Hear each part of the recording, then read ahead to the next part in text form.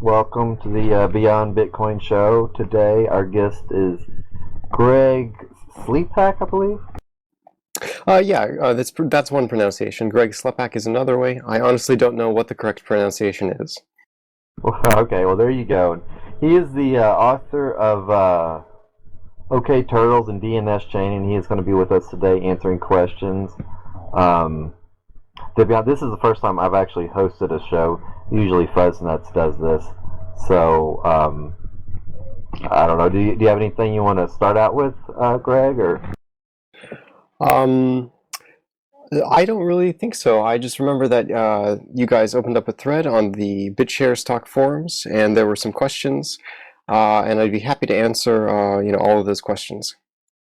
Cool. If you want, we can do maybe like a brief intro description of what DNS chain is for those who don't know. Yeah. Could you give us a description of the DNS chain and how that works, Greg? Sure. So DNS chain is a project that I'm working on, the point of which is to fix internet security, specifically TLS, which is the new version of SSL, which is what HTTPS uses to secure internet connections. And the reason that isn't as secure as it could be today is because that whole system relies on a fairly poor authentication mechanism, meaning that it's not very good at ensuring that when you connect to a website, like Facebook, that you're actually connecting directly to Facebook and not first connecting to, say, the NSA or if you're in another country, through China's, sensors and then to Facebook. That's called a man-in-the-middle attack when that happens, when you first connect to somebody in between you and your destination. So DNS chain fixes that problem primarily, and it also provides a decentralized global Rolodex of sorts, whereby people, instead of having to borrow or rent their online identities, for example, the way that people rent their domain names from ICANN when they register a website, or borrow their identities from Twitter, DNS chain lets you connect to the blockchain in a way without having to run it, your own Bitcoin node or Namecoin node on your computer, and own your identity. In other words, only you are responsible, and only you're not relying on a third party who can take it away from you or censor you. So those are the two goals of DNS chain. The two main goals is to provide real control and ownership of your online identity, and similarly to ensure that secure connections are properly authenticated to prevent from man-in-the-middle attacks. So there was a lot of buzzwords there, and I'd be happy to clear anything up and answer any questions. What does TLS stand for? TLS stands for Transport Layer Security, I believe. And that's taking over SSL? So that is the sort of that is SSL. It's like a next version of SSL. They basically just renamed SSL Secure Socket Layer to TLS. Oh, okay. I'd seen the acronym, but I'd never bothered to look it up. I find it interesting how you use the word lease. Like, people aren't really aware of that, and they don't think of these things in such terms, but you don't really own your account. Twitter owns your account, and they can take it away from you. Personally, I'm always for things that empower people to be able to keep control of their own, whether intellectual property or just their identity and so forth. Yeah, and so if you guys have any questions, we can go through the ones that were on the forum, or any others that you have. If I remember correctly, you started with Namecoin as a basis system, or if I might have mistaken here. Well, you can think of DNS chain as it's still using Namecoin. Yeah, I started with it, and you can think of it as a way of making Namecoin usable. to basically ordinary people, and also to ordinary devices like laptops and cell phones, which cannot make use of Namecoin without either having to run a Namecoin node 24/7 on the device itself, which is not really practical for a laptop or a cell phone to do, or relying on a secure proxy. And that's what DNS chain is it secures the connection between the device and the Namecoin node. And that one secure link, in effect, guarantees, to a high degree, much higher than we have today, secure authentication to the rest of the internet. I'm sorry, I haven't had time to read a lot about this, but I thought it's more like a resolver, a DNS resolver, and basically resolving the fingerprint of the SSL certificate from a chain, for example, Namecoin. I'm mistaken here. You're not mistaken. Okay, good. I see. Thanks. Yeah, it is a resolver, but it is a secure one. It's one that is highly resistant to man-in-the-middle attacks. In other words, there's no group of certificate authorities, for example, that you have to implicitly trust that all of them stay honest for your connection to be man-in-the-middle free. There's just the one truth, and that one is on the blockchain. Correct. So, so that there's like this concept of a lightweight client that can interact with the blockchain without downloading it, and so you're doing the blockchain work, and you're also providing something like this. So is this implemented in like a browser plugin, or? So initially, to secure say, for example, an HTTPS connection in, say, Firefox, we would be relying on a browser extension. But the plan moving forward is that that's kind of like a stopgap. And ideally, we're going to get this into SSL itself, so that any application that relies, all of the applications that use SSL, will have the option of using, instead of the certificate authority system, DNS chain, and therefore the blockchain to authenticate connections. As far as light clients you mentioned, lightweight clients. Yeah, lightweight clients. Those are very interesting, but those are, have usability problems as well. So those have the same usability problem that, they need to be running 24/7 to ensure that there's no delay and that you have the most accurate recent information. Because if you don't run them for a while, then you have to wait for them to download the rest of the blockchain headers. Current lightweight clients also are not completely secure from man-in-the-middle attacks.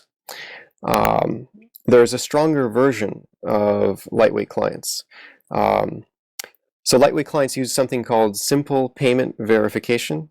It's shortened to an acronym called SPV. And you can search online for that term. And the Bitcoin wiki has a wonderful description of its security properties and why it's not as secure as a full node.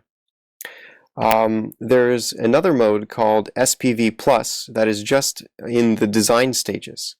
Another term for it is ultimate blockchain compression for unspent transaction outputs. That's a mouthful. But the idea behind that is that, if implemented, would allow for the creation of lightweight clients that have the same level of security as full-blown nodes. These lightweight clients would be able to be bootstrapped onto the network. In other words, they'd be able to go from having none of the blockchain to having all of the relevant information that they need really quickly. And that's really good for decentralization. So I'm not opposed to them. I think it's a great thing. But that hasn't been implemented yet. And it's very difficult to implement it. And even if it was implemented, you'd still have that issue where if a cell phone goes out of service, out of range, and therefore gets a little bit behind where the blockchain actually is, it's going to delay connections, and that's going to add latency. And it's also going to still be a resource, usage. You're going to have to have this lightweight node running in the background on your cell phone 24/7, and that's going to drain its battery life. That's going to use up its RAM. So DNSChain is a solution that exists in almost complete implementation. It's not completely the implementation isn't completely there, but we're very close, and we already have a partial implementation that can be used for developers to start using today. And then we basically add features as people request them. And DNSChain makes sense because anything that needs to be running 24/7 has its proper place on a server that's running 24/7. So if you can establish a secure connection to that server, then that solves a lot of the latency and resource usage problems that secure lightweight clients have. So, a question: this DNSChain is running on trusted service? I gather from your story just now. That's right. You have to trust the DNSChain server that you're connected to not be malicious, which is why we're advocating a long-term strategy sort of a one DNSChain server per every group of friends. And that's not, that's not anything unreasonable to expect, because we already have that in a different form. We have one Linux server for every group of friends today in every household that's connected to the internet. Then that's everybody's home router. Everybody is running their own Linux server without realizing it. And so that's sort of the long-term vision, is that DNSChain would be running on that home router, and that would provide true decentralization. And it should be emphasized that without that vision, DNSChain is no different from today's certificate authority system, where people have to rely on central authorities and implicitly trust them. It's slightly different. It's still slightly even better, I should say. It's not no different. Let me correct myself. Because today's system, you're not just relying on a single central authority for the security of your connection. You're actually implicitly trusting hundreds up to thousands of certificate authorities out there, and any single one of them, if they're compromised, or if they get a national security letter, or if they're just owned and operated by a malicious government, can issue a certificate that your web browser will trust and tell you that the connection is secure to the website that you're connecting to, for any website on the internet. So even if there was a small number of DNSChain servers, those DNSChain servers would only be able to man in the middle the people who are directly connected to them. They wouldn't be, you couldn't use them to man in the middle other users around the world that are connected to other DNSChain servers. So that's already an improvement. But on top of that, we want true decentralization. The more DNSChain servers that are out there, the more secure the entire internet is. It's an interesting thing because, my first thought, well, your ISP can have the DNSChain server, and that's where it would go. But then at that point, you've already lost like your social circle of trust, and you're already at the ISP level, which can easily receive a national security letter. One question though is, like you said, the ISP. I was thinking about if you run the server at home, it still doesn't mean that you can't be isolated from the stuff that in Bitcoin are also working on the man-in-the-middle attacks. It's possible that you're isolated from the rest of the Namecoin network and attack that way. Yeah, so that you have to understand the details of that. It's not that you can be man-in-the-middle if you're isolated. Bitcoin is a very different system. It has very different properties. So even if you are isolated from the rest of the Namecoin or Bitcoin network.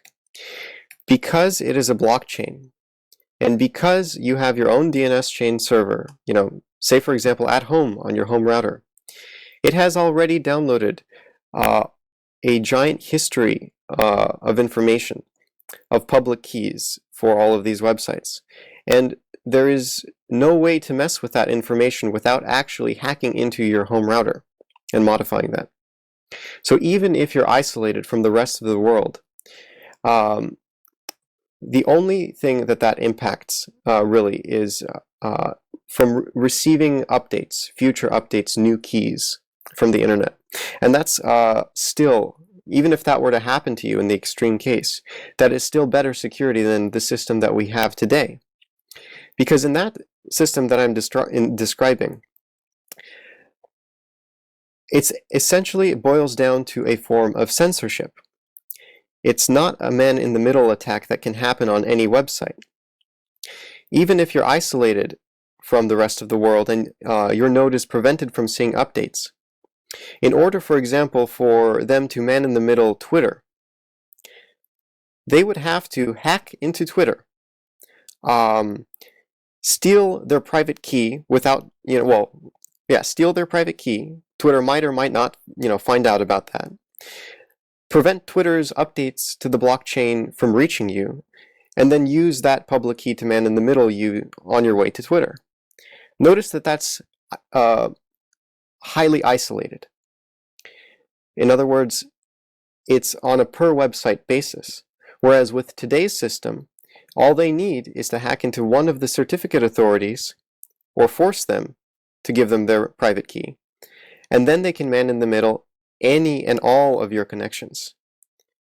So do you see the difference? Yeah. I have a question about the implementation. You talked about it being a browser extension. Sorry, I'm getting an echo. Anyways, you talked about it being a browser extension. Have you, or is there a reason why it couldn't be installed at the application level? Or sorry, at the operating, sorry, it's really hard to talk with the echo. Can you turn your speaker off, Sugarpuff? There we go. Nope. Anyways, is there a reason why it's not installed at the operating system level so it can sit on top of like the TCP/IP stack, and then it wouldn't really matter what client, web browser or application they were using? Anything that tried to make a connection to a domain would go through the secure the secure DNS. So you're here. Let me make sure that I understood your question. Are you asking, instead of doing the browser extension, doing this at the operating system level? Is that what you're asking?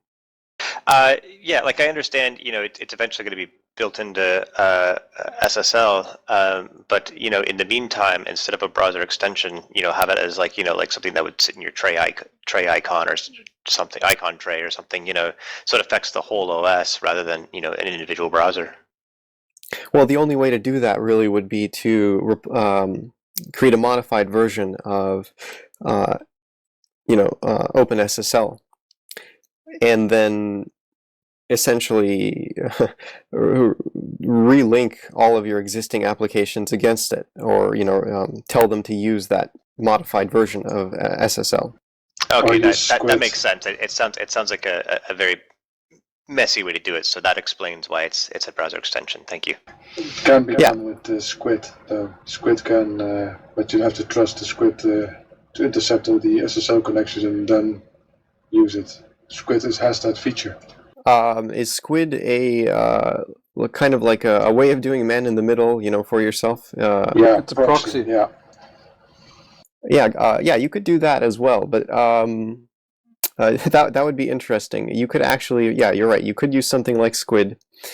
That would be an interesting approach. You would need most likely some kind of piece of hardware, like a router, like we were talking about, and then it would you would a nice term or a phrase, catchphrase that I heard. The guy that I'm working with, Simon. He used the phrase "using man in the middle to defeat it at its own game," something like that, basically. So that's a clever idea that can be used. That's one approach. I think the best approach so far is what you mentioned, is having it embedded in the router, where people are running it and they don't even know it. Right. What is the how do you feel about this actually being accepted into? I don't know if it would be the SSL or TLS specification. I mean, does that seem probable to you at this point? I think it can happen. Yeah, it's obviously going to require working with the Open SSL community and their developers, and that's something that we very much plan on doing. Have you been talking to them much at this point? Not at this point. We're we have a timeline that we're working on, and it's on that timeline. We just haven't gotten to that point yet. Okay. The reason I was just curious, like how receptive they are to this sort of thing, because this is obviously not in the interest of government, and I'm always suspicious about some of the people. Like I always had these. Well, actually, let me just sort of interject there. I don't want to go so far as saying that this is not in the interest of the government, because remember, this is a problem that is indiscriminate of who is affected by it. The government is also affected by this problem. They have a concern for ensuring that their networks are secured, and that for example, no hackers from China. That's one that they like to do online virtual battles with. Penetrate the Pentagon's networks and all of our national security networks, and having HTTPS being essentially vulnerable to these attacks is a big security risk and concern for them. So this is something that they would want as well to secure their networks. You're right. I guess when I said government, I was actually misspeaking. I was thinking more in terms of the NSA specifically, or similar organizations, but you're right. I mean, it benefits everyone. Yeah, I think if we're going to be concerned about the NSA and looking out for their interests, and if we do this, how are they going to spy on us? Darn. Well, I'm sure the NSA has many tricks up their sleeve, even if we do this. And one of the best things that they can do, that sort of card up their hand, is effectively backdoors into software. So that's something that that's a route and avenue that they can work on. There's backdoors, and I'm not saying that we intend on working with the NSA. We certainly don't. All our code is going to be open source and available for security audits and all of that. So we have no interest whatsoever. We're very much against backdoors, because the idea behind that is that, or the problem, I should say, with backdoors is that when you create a backdoor, as many people point out, it's not just a door that can be used by you. It's a door that can be used by anyone who finds out about it.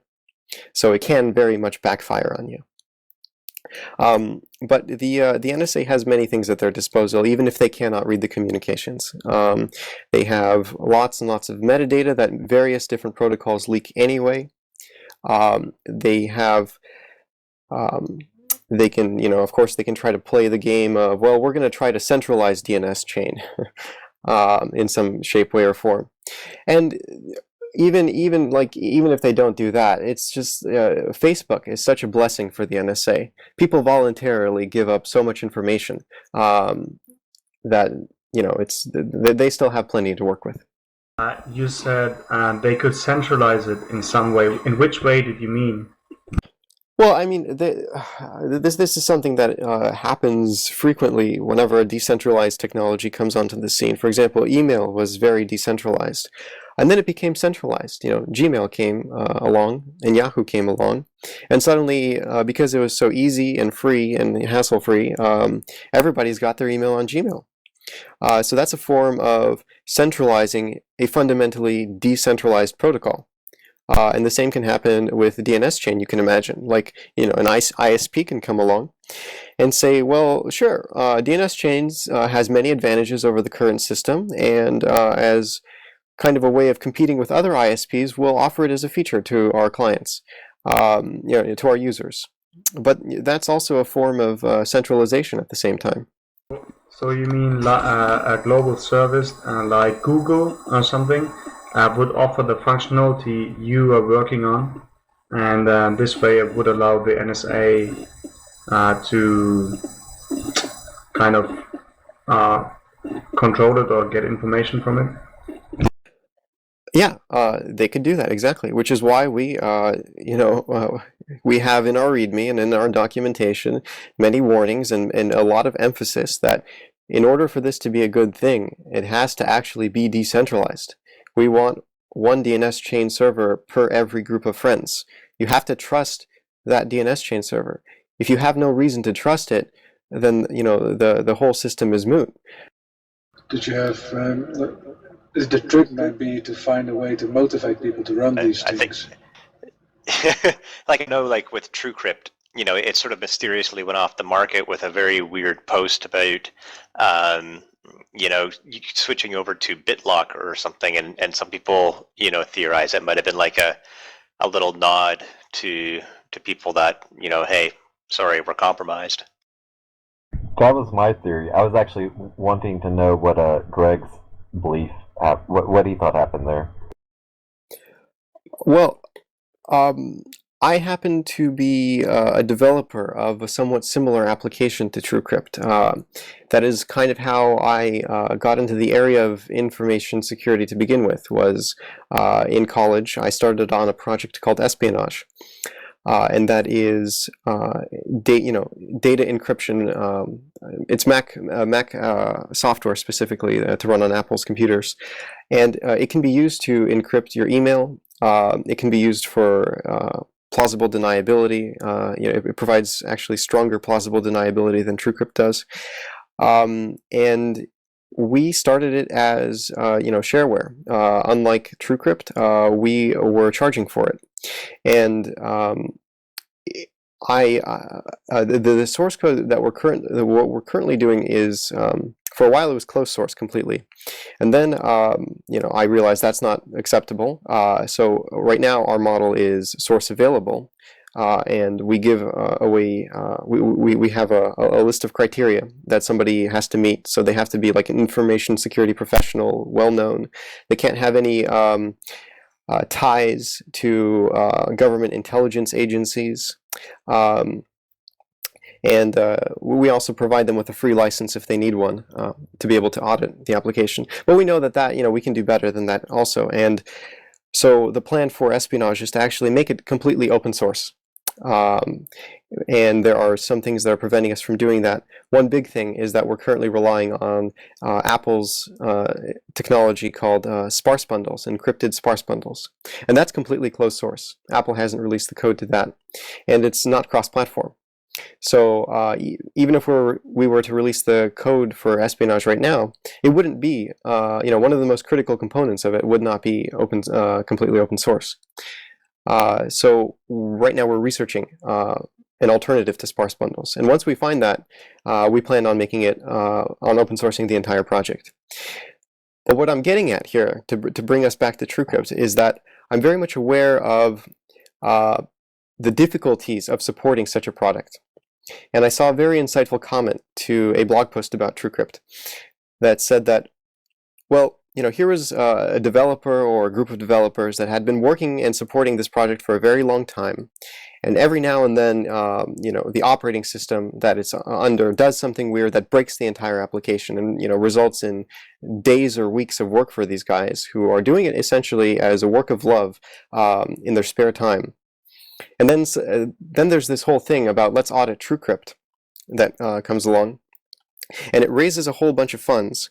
And the people who end up auditing the software end up getting, according to this comment, paid more than the actual developers ever received over the lifespan of TrueCrypt.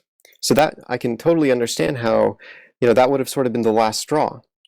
that, you know, here we are doing this thing, we're getting almost no donations, no compensation for our work, and the people who are auditing us, they actually get more compensation than we did, and there's, you know, all this crap that we have to do to make it compatible with Windows XP, so, you know, screw it, we're done supporting it. It's been like, you know, 12 years or something, and we're gonna go do something else. Here's the code, bye. That's sort of what I find the most compelling storyline, but I'm not saying it's the correct one, you know, but Well, that's what I find most compelling. It passes the follow the money test. What is the URL to Espionage if anyone is interested in the product? That you can actually just put in a search engine on Google. I think it's the second link if you search for the word espionage. But if you want the direct URL, it's espionageapp.com. I'm not here to sell Espionage, though. I'm here to talk about DNSChain, something that's you know, it's kind of it's a way of me contributing back to the one. No, it's just it's a lot of things. One of the small reasons that we're doing DNSChain is a way of contributing back to the open source community for you know, all that we've received from them. For in Espionage, for example, and in other projects that I've you know, worked on. DNSChain is, you know, 100% open source. It's licensed under the Mozilla public license, which I think is a fantastic license. And that you can find out more information about by going to okturtles.org or .com, whichever one. And I think there were some questions on the forum, but I don't have the link up right now. I don't know if you guys remember any of those, Well, or if we covered them. I was reading through it, and there RHAG had some questions, but they were kind of I read through them, and I know you talked to him on Skype. I don't know if you wanted to discuss any of the outcome of that discussion or not.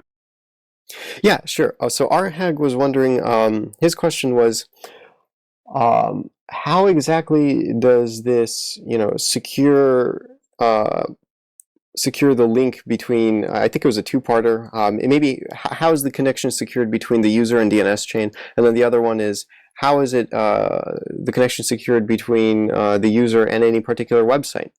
So let me address that. What we're currently planning on doing, and this is not, you know, the end goal, this is just a stepping stone, is to release a browser extension that modifies Firefox and other browsers such that, given a DNSChain server and its public key fingerprint, it modifies the authentication mechanism that browser uses for HTTPS to verify information on the blockchain. So for example, if you went to okturtles.bit instead of okturtles.org, and that was running on HTTPS, if you had this browser extension installed, it would modify the way that the browser does the authentication for the TLS connection. And it would grab that certificate, and then it would get its fingerprint, and then it would ask DNSChain over a secure connection. And the connection is secure because you have DNSChain's fingerprint. So it's a form of key pinning. And you'd ask DNSChain, what is the fingerprint for this website? And it sends you back, and you compare the two, and if they're equal, if they're the same, then you know that the connection is secure, and there's no man in the middle. You know, and of course, I should always put a little asterisk whenever I say there's no man in the middle. There can be a man in the middle in certain situations, even with DNSChain. And those situations are if the server's public key was compromised, or there was a bug in the TLS protocol. Those are the two primary situations in which there can still be a man in the middle. And an example of there being a bug in the SSL protocol, a fantastic one that happened this year, was Heartbleed. And then another one happened recently that basically forced everybody to get rid of SSL 3. So TLS is a fairly complicated protocol, and because of that, it's got lots of little bugs in there. And worst, it's not even just that the protocol is complicated, but the implementation of it is complicated. You know, it's written, I think, in C or C++, and that's got to change. Otherwise, bugs will just continue cropping up. What should it be implemented in? Rust. So you mentioned that the man in the middle could still be there by if the chain's compromised, private key's compromised. Does it?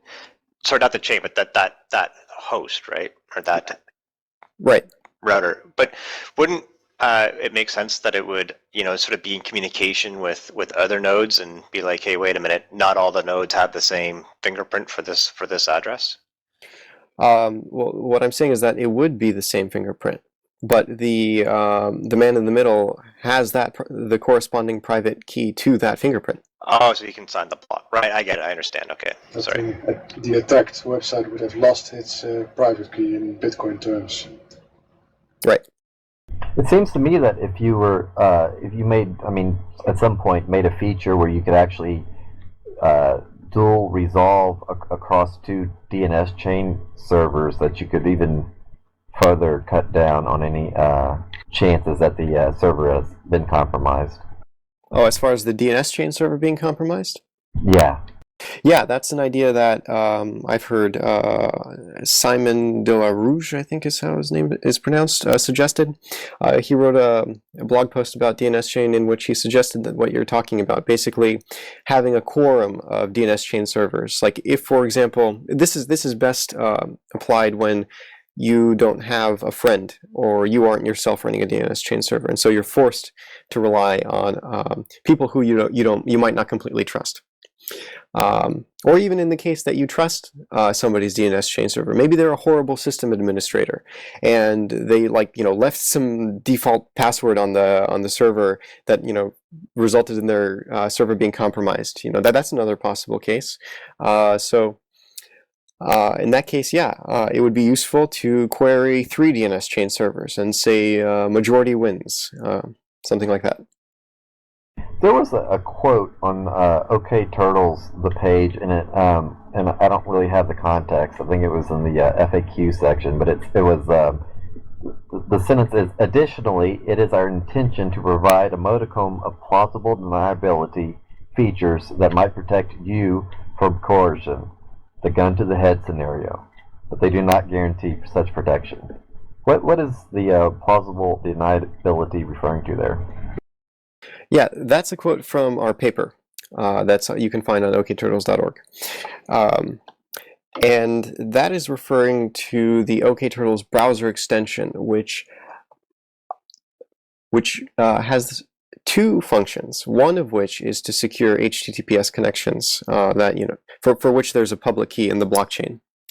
But the other, almost the primary feature, it's kind of sort of, you can think of it as the killer app of DNS chain, or an example of what is possible that was not previously possible thanks to DNS chain, and that is secure messaging over arbitrary websites, without any kind of reliance on the operator of that website. So it could be used, for example, to do simple and secure email, encrypted end-to-end encrypted email over Gmail. So first we have that concept that okTurtles, the browser extension, would allow secure email over Gmail. That's very simple to use. That doesn't require the user to manage keys. That doesn't require the user to verify key fingerprints. That basically works exactly like today's email, but it's secure. Now the plausible deniability part comes in where here's one example of how it might be implemented. So don't take this as dogma, but it's just the concept is basically you can reliably and believably deny ownership of specific encrypted communication. So in the case of email, if I need to dredge this up from my memory the way that it worked, but you receive an email from somebody and you decrypt it. Say you want to be able to search that email in the future. You would be able to recrypt that email with your own password, for example, and save it somewhere on Google servers for future reference. okTurtles could do something similar to what DNS Chain does, and create a whole bunch of fake email, or create multiple passwords for a specific email, so that if you decrypt it with one password, it says something, and if you decrypt it with a different password, it says something completely different from what the other password showed. So if somebody asks you, they point a gun to your head and say, tell me the password to your email, and you tell it to them, they don't know necessarily whether or not, or in other words, they don't know, or they can be completely convinced that they're seeing your actual email that was encrypted. But in reality, they're being shown a very different and very specific view of it. That's pretty interesting. So you could have it like almost like a honeypot email, where it has maybe just a bit of incriminating stuff in there, but not like the whole thing. Yeah, that's the way to do it. Yeah, that's pretty slick. I like that. Does mean that a lot of governments will try to go after you if you implement this. I don't think that would be a very productive use of their time, seeing as this has it's just an idea that anybody can implement.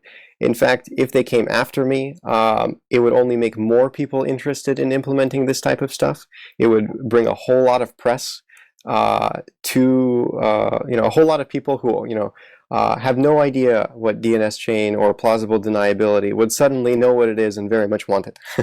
It would be counterproductive. Kind of like when somebody has some sort of scandal that happens. If they protest too much, it just makes more news and makes the situation worse. Well, I've been hearing stories about jurisdictions where even the usage of Tor is considered illegal, or that they're working on making it illegal. Do jurisdictions where? In what country or what state or what? I can give an example of that. There is a group of coders from MIT who were working on a prototype of software that would do voluntary mining, like on a website or on your computer, basically via a website, and it was a way for a website to generate revenue. It wasn't even released yet, and they were brought into questioning by the state police in New Jersey, citing that the software could be run on a computer in New Jersey, and such software is illegal in New Jersey, and it was enough to get them in custody. That's an interesting point. It is possible, just via legislation to criminalize just about anything, and society has done that frequently to its own detriment, kind of like shooting itself in the foot. And a while ago, I think it was somewhere in the, either in the 90s or the early 2000s, there was concern that something like that could happen with all of cryptography. And I believe there was referred to as a period of where, crypto wars, essentially. There was a whole lot of campaigning going on to ensure that, for example, GPG or PGP wouldn't be criminalized. And in the case of that, that ended up being a victory for, they were referred to as cypherpunks or cyberpunks. Now, that's still a concern. It should always be a concern. We can always take steps backwards. And it's definitely a concern in many countries that are, that are not at all in any shape, way, or form democracies. And that's a concern that I cannot address with technology. That's a concern that people have to come together and address. There was a case that I'll try to make this quick, but there was a case I read about in the past. I think it was yesterday here in Texas on the border, where an activist against the drug lords or whatever was very active on Twitter, and to the extent that they put out a $50,000 bounty on her head, and somehow they eventually found out who she was, and I believe they logged into her Twitter account and posted pictures of her executed. And I believe it was in Reynosa, and I believe it was probably on the American side. So you kind of wonder like how. I mean, this sort of stuff can have importance, even not just protecting people from government, but there was a theory put forth that that she had been kidnapped, and then the guys looked through her phone and then saw her Twitter account, and that's how they figured out who she was. I don't know, but I don't know. I was just bringing this up as an interesting related story. Yeah, I heard that story as well. I don't know the details. I don't know. I mean, it sounds like, based on what you said, she might have been shown to be dead, but that might not have been true. So yeah, I don't know the details of that, but as far as the drug war goes, that's a nice example, a very elegant example, one of the greatest of examples of a time when society got together and decided, hey, let's shoot ourselves in the foot. You know, let's do something that is really, really bad for everybody. And that was, let's criminalize drugs. So if they want to do that again, if they want to take even more steps backwards and they say, well, let's criminalize cryptography, that will only lead to more and more chaos, more and more violence, and basically it'll make everybody unhappy, including the people who criminalized it. So that just seems like a lose-lose situation for everyone. As far as the drug violence and all of that goes, the answer there is very simple. Drugs need to be legalized, they need to be regulated, and that'll solve that problem. How do you answer people when they present the argument about cryptography, or even the man-in-the-middle attack to some extent, where they say, you know, the certain agencies have to have access to this stuff to enforce our security? How do you typically respond to that sort of thing? Well, that is a very complicated, multifaceted conversation that has to happen. It's not something that's going to happen in a soundbite, you know, and that was a soundbite. We need to be able to invade your privacy for your security. That's a soundbite. That's not a conversation. No, you're right. It is a soundbite, but I find it's the sort of thing that often gets lobbed at people who try to, you know, encourage privacy and security.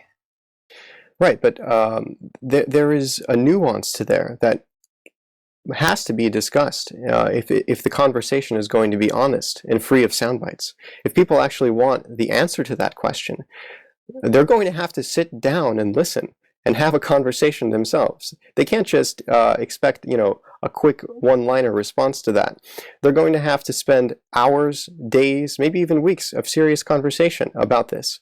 You know, what do I say to somebody, you know, from the NSA who says, we're doing this for your own good? I would say, well, okay, let's see, first of all, is that really true? Tell me, why do you believe that you need to invade our privacy to protect us from terrorists? What evidence do you have that's done by a third party that's impartial that supports this conclusion that you've come to? Tell me why I should believe that your very activity isn't, first of all, isn't completely futile, because the real terrorists are, you know, using techniques that your steps into invading our privacy, you know, have no effect on them. You know, how do we know that we're actually getting something for, like, we're obviously losing something, but how do we know that we're actually getting something in return for our lost privacy? You know, that's one thing. And then also, how do we know that this is the particular answer to terrorism? You know, why is it even framed? Why is the conversation framed in this manner? That, oh, to protect us from terrorism, we have to get rid of privacy. That seems that, you know, that already frames the conversation in a way that kind of eliminates certain other viewpoints and closes open, honest discussion. Let's back away from that and let's look at the bigger picture. Is there something much bigger and something more simple that we can do to more effectively protect us from terrorism that doesn't involve invading people's privacy? For example, it strikes me that our foreign policy has been really, really terrible, and that it's that foreign policy that is primarily responsible for the terrorism in the first place. So maybe that would be the first place to, you know, have the conversation. That might be the first place to start before we start taking away privacy from people. Would you? I hate to interrupt, but it seems that one thing that we tend to ignore. And these are all logical arguments, but it seems like, to a degree, it's almost intentional, because these things are so absolutely apparent to most people who really look into it. However, it seems like the mainstream media, at least in America, are constantly pushing this agenda that privacy is dangerous and that it enables these terrorist groups, when in fact, like you say, it seems like almost all of our foreign policy initiatives end up they act like they're not intentionally doing it, like they're trying to fight it, but everybody who really pays attention to it sees that it has the opposite effect, just like the drug war, right? And it's so obvious to those of us who are a part of a larger, growing demographic in the younger generation. One of the big things is we're going to have these initiatives to kind of educate people. And how do you foresee us accomplishing that without having the aid of these media organizations that seem to be pressing on to a different agenda? Well, we're already winning that battle or that war. Who knows what it is? Thanks to the advent of social media and the internet, the megaphone has been taken away, or is in the process of being taken away from these major media organizations, who represent a very small percentage of the population's interest. So the first concrete step that we can do is be mindful about what we retweet, about what we share. Is what I'm about to retweet originating from one of these mainstream media organizations? Am I helping them push their agenda? Did I actually read the article and then go search for the opposite or other points of view on it?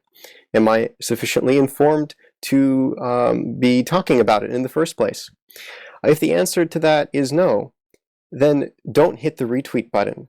Don't share. Talk about what you know, and limit yourself to that. Don't act as an unpaid shill or spokesperson for these major media corporations. They don't need that help. So don't follow CNN. Don't follow MSNBC. Don't retweet them. Follow people who you view to be speaking with authority because they know what they're talking about, and with integrity. And also speak with integrity and authority on the things that that is your area of expertise.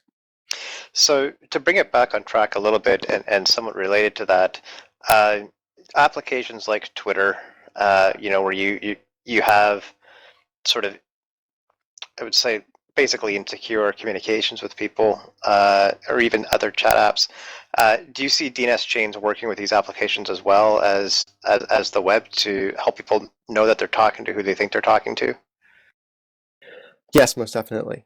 That is sort of what it provides, is authentication for doing exactly what you just said, knowing that you're talking to who you think you're talking to. It also helps significantly with censorship, and DNS chain has a completely separate feature from all of the blockchain stuff for doing DNS-based proxying to circumvent censors. So DNS chain can be used to get past the Great Firewall in China, for example, and access Twitter. So somebody, when this feature is complete and polished, somebody in China connected to a DNS chain server that they set up somewhere outside of the Great Firewall, they will be able to type twitter.com in their web browser and then magically see it. That particular connection will be proxied through DNS chain. The rest of their connections will be sent through China's networks, but these whitelisted websites will be proxied and will be censorship free. That is going to be huge. Does that include IP addresses? Because so far we only could talk about the DNS part, but if the IP addresses are blocked as well, will the proxy have a way around that? The only relevance that IP addresses play here is if the IP of the DNS chain server itself is blocked. because the DNS chain server has access to Twitter, because it's outside of the Great Firewall, as long as you can reach it, you can then reach the rest of the world. And this is another reason why we want to emphasize so much that there be a lot of these servers out there. It does not work if there's a small number of them. The more servers that there are, the more secure and censor-free the entire internet becomes. So to address a question that someone just put it on the text, they said they can do that already on VPN. Is there something that the DNS chain is doing that VPN isn't? Yes, that is whitelisting. In other words, I want to play, there's a lot of people in China who love World of Warcraft, and they don't want World of Warcraft to be going over the VPN because then there's lag, and that's lame, right? So they want to be able to play their first-person shooter with zero latency. And by using DNS chain, they can do that. Their World of Warcraft, first-person Counter-Strike, whatever the kids are playing these days, will go over China's network. The rest of the stuff that's censored, that they particularly want to access, like GitHub, Twitter, and YouTube, that'll go over DNS chain. This may have been covered earlier because I was late. I apologize. Can you give us some idea of timelines to when we could start using this or testing it, or and to some extent, and I guess this is a completely different question. Are you still working, or have you been working with Toast? Some background there too. Yeah, we finished sort of the project that Toast gave us, which was adding support for key ID, also known as BitShares DNS. So that's in the master branch now, and it's not in the version that's released on Node Package Manager, but it will be in the next release. And we'll continue to work with you guys, with the BitShares team, to make sure that support is fantastic. And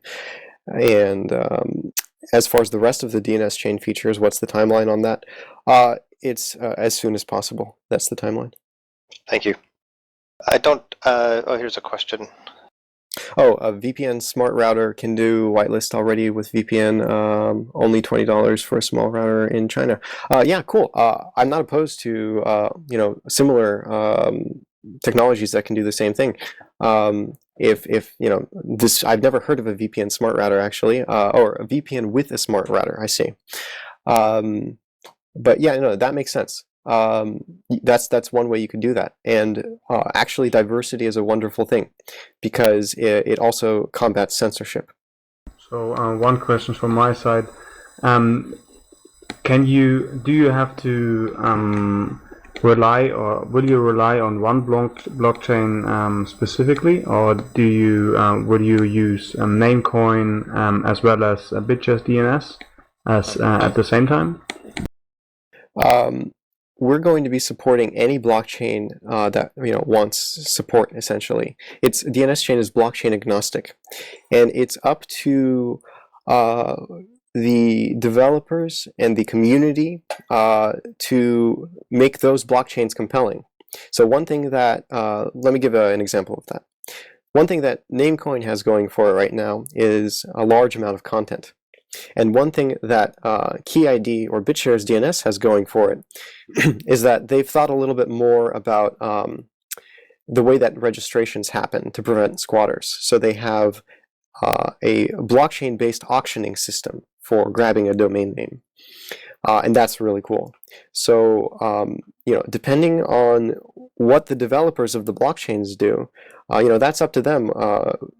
Who's going to choose how many users they're going to have for their particular blockchain. But we're going to be supporting anybody who has a blockchain and wants to do this type of identity stuff with it. That makes sense. Okay. So yeah, it's been I think an hour now. I do have to go. So unless there's any last questions, I want to thank you guys for having me on. It was a pleasure. Your questions were fantastic.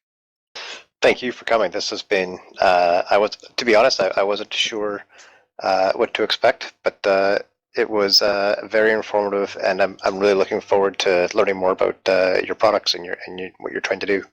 Projects in this case, not products. But yeah, thank you.